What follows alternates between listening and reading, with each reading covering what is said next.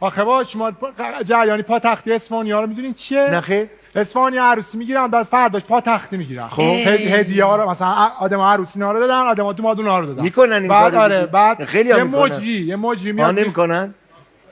یه مجری میاد میخونه، بعد تا مجری خوند برای شعر میخونن. بگم؟ بله بخونید. تقدیمی از طرف پدر عروس خانم 10 میلیون تومان. مجری سواد نداره باید بره عکاوه جا نداره باید بره سواره. ایه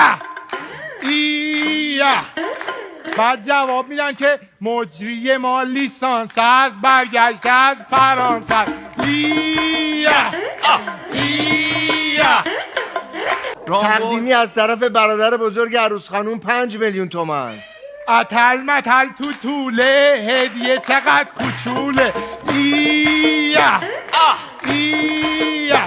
بعد جواب میدن دوماد داره هول میشه کیسه داره پر میشه. ایه رامبد سب کن ببینم رامبد اینجا کی اسپانیه؟ رامبد الان از طرف تو صورت چه میارم پایین. بعد میگه دوری حیات تا بدون دادیم اینا خودمون یادتون دادیم. ایه صورت چه آوردم پایین رامبد.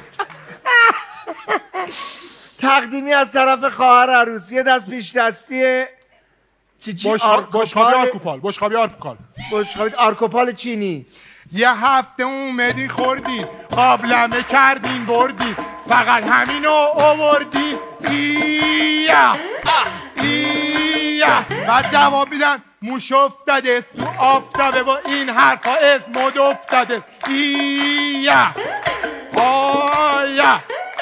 شده؟ تقدیمی از طرف پدر شادوما 10 میلیون تومان. کافی کولا پرسی متشکریم مرسی.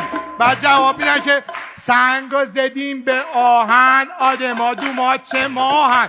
ایه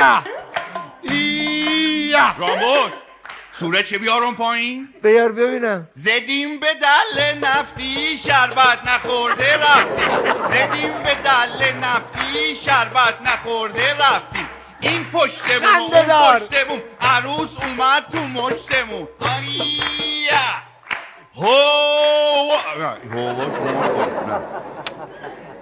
تقدیمی از طرف مادر دوماد 10 میلیون تومان.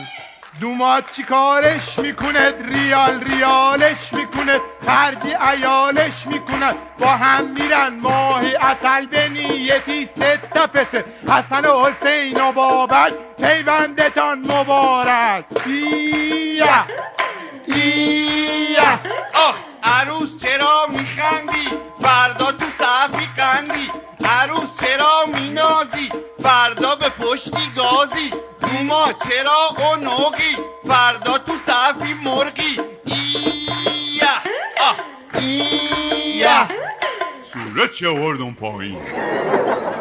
رامبد تو تنها نیستی. باشه فهمیدم. تنها نیستی رامبد. فهمیدم روش مقابله رو. بله.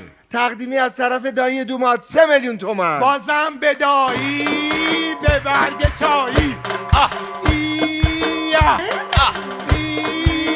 رامبد بله. رامبد با بازم شروع کرد. یه کاری با بازم شروع میکنم صورت چه میبافم. بگو بینم. بازم به هم صداشون فردا میریم خوناشون گل میبریم براشون نخوچی میدیم به چاشون. اینا همه نیازه کم بودی جهازه. رامبد اشکشه در آوردم برای واقعا ترکوندیش. تقدیمی از طرف دایی عروس 6 عدد پتو پلنگی. دومادی رنگی عاشقی پتو پلنگی.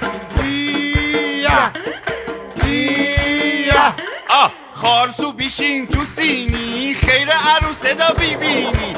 خارسو بیشین تو سینی خیر عروسه دا بیبینی.